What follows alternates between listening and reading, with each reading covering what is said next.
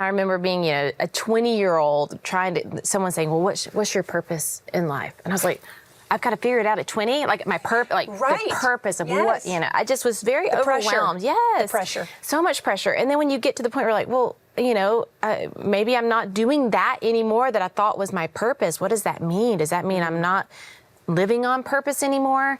And so for me, a big shift helped me to just changing the word from purpose to matter. Like, you matter in small ways. You can matter in small ways. You can be a stay-at-home mom and matter because you're taking care of all of these things. You can go to this job and maybe you're like, gosh, I'm just an assistant. And they're like, but you matter. Yes. This wouldn't get done if you weren't here. That is mattering.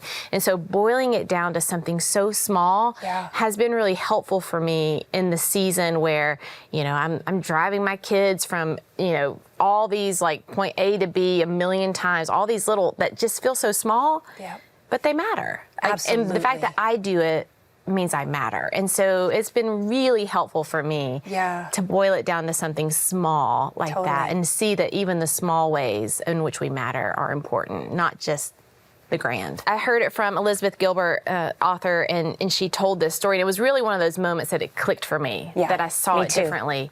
And she told the story of she was walking along the street and there was a guy working on the top of a building, not like a tall building, but he was on a ladder.